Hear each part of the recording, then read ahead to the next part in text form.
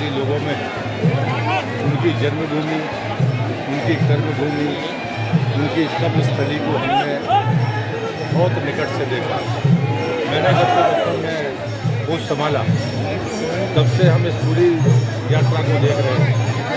मैं मानता हूँ कि जब कोई नदी सूखती है तो सिर्फ उससे लाभ लेने वाले नहीं, सिर्फ श्रद्धा रखने वाले नहीं, सनातन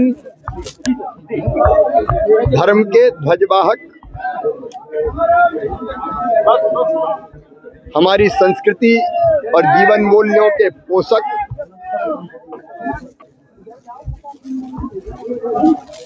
योद्धा सन्यासी जिन्होंने देश को आजाद कराने की लड़ाई लड़ी और जिन्होंने करोड़ों करोड़ भक्तों को सन्मार्ग पर चलने की प्रेरणा दी, ऐसे परम पूज्य शंकराचार्य जी महाराज अब ब्रह्मलीन हो गए। अभी पिछले दिनों ही 99 वर्ष पूरे किए थे, 100वें वर्ष में प्रवेश किया था। 9 वर्ष की आयु में ही जिन्होंने अपना घर छोड़ दिया था, उद्भट विद्वान, वेद उपनिषद शास्त्रों के ज्ञाता, जिन्होंने संपूर्ण जीवन सनातन धर्म के प्रचार प्रसार में लगाया और गरीबों की, जनजातियों की, दलितों की सेवा के लिए भी अनेकों प्रकल्प खड़े किए। संस्कृत पाठशालाएं, विद्यालय, नेत्र चिकित्सालय, अस्पताल, ऐसे अद्भुत संत, उनके चरणों में मैं प्रणाम करता हूं। मध्य प्रदेश तो जैसे आज सूना हो गया, वो सनातन धर्म के सूर्य थे। मैं मध्य प्रदेश की 8.5 करोड़ जनता की ओर से उनके चरणों में प्रणाम करता हूं। और वे स्वतंत्रता संग्राम सेनानी भी थे। उनका अंतिम संस्कार पूरे राजकीय सम्मान के साथ किया जाएगा और हमें जो उन्होंने राह दिखाई है उस पर चलने का हम सब विनम्र प्रयास करेंगे। परम पूज्य शंकराचार्य जी महाराज के चरणों में सत सत नमन, प्रणाम।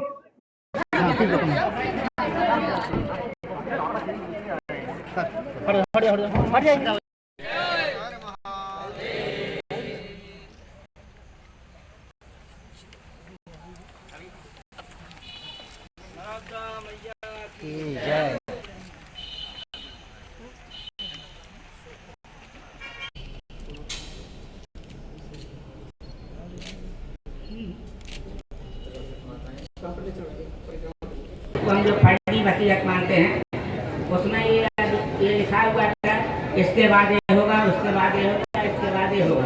उनको वसीयत लिखने का अधिकार शिष्ट बनाने का नहीं दिया था, इसलिए हम उनका विरोध करते हैं। और इसमें यह है कि इन दोनों को अधिकार दिए हैं पूज्य गुरुदेव ने, अपना उत्तराधिकारी ये लोग स्वयं। माननीय शिवराज सिंह जी चौहान उपस्थित है। ये और चाहे गोरक्षा का सवाल, समान नागरिक संहिता, अयोध्या में भगवान श्री राम की जन्मभूमि पर अपने मंदिर का निर्माण हो, स्वामी जी लगातार उसके लिए काम कर रहे हैं। श्री विद्याचरण उपासक और उसके माध्यम से जन जन का कल्याण कैसे हो, इस काम में भी सदैव गुरुदेव लगे रहे, लेकिन जन कल्याण कभी नहीं। और सिर्फ पाठशाला, विद्यालय, संस्कृत विद्यालय और औषधालय, एक भी अनेकों सेवा के प्रकल्प उन्होंने प्रारंभ किए। हमारी सनातन संस्कृति लगातार बढ़ती रहे पूरे विश्व में।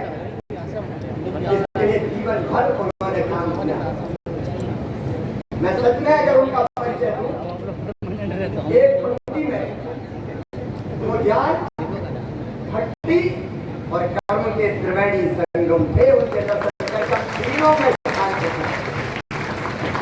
ऐसे परम पूज्य स्वामी जी जो सदैव हमारे बीच उनकी उपस्थिति, उनका आशीर्वाद हमें अभी भी मिलता है। हम सब ये साधारण स्थल नहीं। मैं उनके चरणों में प्रणाम करते हुए उनसे यही प्रार्थना करता हूं, वो हम सब पर सदैव कृपा की वर्षा करे और भारतीय सनातन संस्कृति की ध्वजा जो उन्होंने उठाई थी वो सदैव आगे बढ़ती रहे और भौतिकता की अग्नि में दग्ध मानवता को ये देश हमारी सनातन संस्कृति शाश्वत शांति के पथ का दिग्दर्शन कराए, जिसके लिए महाराज जी ने जीवन भर कार्य किया। यहाँ उनकी कल्पना में प्रोत्साहन हम सब मिलकर बात का विचार करके उसको कैसे और साकार रूप में जमीन पर उतारेंगे, सबके लिए काम करेंगे। लेकिन आज तो उनके चरणों में प्रणाम करके उनका आशीर्वाद हम सबको मिले और देश धर्म संस्कृति लगातार आगे बढ़ते रहे। उनके चरणों में यही प्रार्थना है।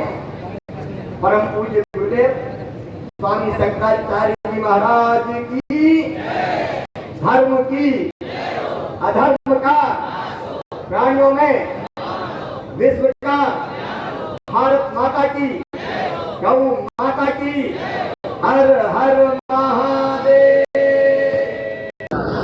एक शताब्दी की चैतन्य परंपरा अपने चिन्मय लोक में गई है।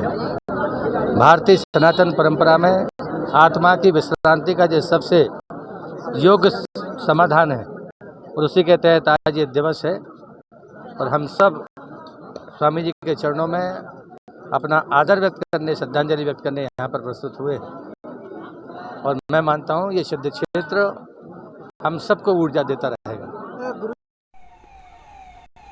लेकिन महान देशभक्त भी थे। ज्ञान पिपासा तो शांत की ही उनने, लेकिन आजादी की लड़ाई में भी भाग लिया। 19 महीने जेल रहे और क्रांतिकारी साधु कहलाए। उन्होंने धर्म की जय हो, अधर्म का नाश हो, प्राणियों में सद्भावना हो और विश्व का कल्याण हो। विश्व कल्याण के लिए और भारतीय संस्कृति, सनातन संस्कृति के माध्यम से ही वो कल्याण हो सकता है। उसके लिए उन्होंने पूरा जीवन समर्पित किया। वो दीन दुखी और दलितों के लिए, शोषितों के लिए पूरे जीवन भर कार्य करते रहे। चाहे झारखंड में विश्व कल्याण आश्रम हो या अलग अलग राज्यों में जनजातियों के कल्याण के काम हो, वो सदैव करते रहे। चिकित्सालय, विद्यालय, संस्कृत पाठशाला और अनेकों सेवा के कामों का भी सदैव उन्होंने संचालन किया। समान नागरिक संहिता, अयोध्या में भगवान श्री राम के मंदिर का निर्माण और गोरक्षा जैसे विषयों पर हमेशा उन्होंने देश को जगाने का काम किया। अध्यात्म जगत के सूर्य का, अध्यात्म जगत का सूर्य अस्त हुआ है। उनके चेहरे का तेज, उनकी वाणी का ओज, उनके ब्रह्मलीन होने के बाद भी सदैव दिखाई देता है। मैं उनके चरणों में प्रणाम करता हूँ। वो तो सिया राम मैं सब जग जानी के भाव को मानने वाले थे और अब भगवान के स्वरूप में ही वो विलीन हो गए। उनके चरणों में प्रणाम। हिंदू धर्म की ध्वजा पताका फहराने वाले पूज्य शंकराचार्य जी के पुष्पांजलि अर्पित करने आए हैं, उत्तराधिकारी को नमन करने के लिए आए हैं।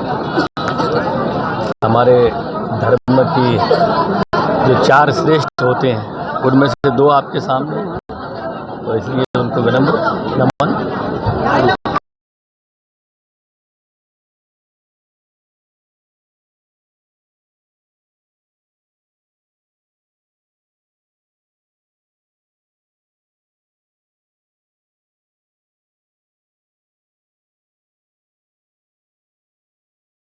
के समक्ष दोनों पीठों के आचार्यों और हमारे स्वयं के द्वारा स्थापित स्थानों में के संबंध में स्थिति स्पष्ट रहे। साथ ही उक्त दोनों पीठों से संबंधित आचार्य एवं संपत्तियां पीठों के मूल उद्देश्यों के परिपालन स्वरूप सनातन धर्म की प्रचार प्रसार हेतु सुरक्षित रहें और विनष्ट न होने पाए। इसी दृष्टि से यह इच्छा पत्र लिखकर व्यवस्था दे रहे हैं। धर्म की एक तटस्थ परिभाषा है, अतो अभ्युदयानि शिरः सिद्धि सधर्म।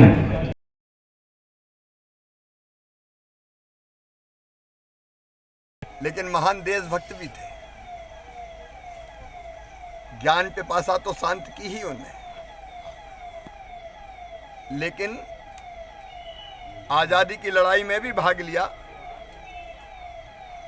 19 महीने जेल रहे और क्रांतिकारी साधु कहलाए। उन्होंने धर्म की जय हो, अधर्म का नाश हो, प्राणियों में सद्भावना हो और विश्व का कल्याण हो। विश्व कल्याण के लिए और भारतीय संस्कृति, सनातन संस्कृति के माध्यम से ही वो कल्याण हो सकता है। उसके लिए उन्होंने पूरा जीवन समर्पित किया। वो दीन दुखी और दलितों के लिए, शोषितों के लिए पूरे जीवन भर कार्य करते रहे। चाहे झारखंड में विश्व कल्याण आश्रम हो या अलग अलग राज्यों में जनजातियों के कल्याण के काम हो, वो सदैव करते रहे। चिकित्सालय, विद्यालय, संस्कृत पाठशाला और अनेकों सेवा के कामों का भी सदैव उन्होंने संचालन किया। समान नागरिक संहिता, अयोध्या में भगवान श्री राम के मंदिर का निर्माण और गोरक्षा जैसे विषयों पर हमेशा उन्होंने देश को जगाने का काम किया। अध्यात्म जगत का सूर्य अस्त हुआ है। उनके चेहरे का तेज, उनकी वाणी का ओज, उनके ब्रह्मलीन होने के बाद भी सदैव दिखाई देता है। मैं उनके चरणों में प्रणाम करता हूं। वो तो सिया राम मैं सब जग जानी के भाव को मानने वाले थे और अब भगवान के स्वरूप में ही वो विलीन हो गए। उनके चरणों में प्रणाम।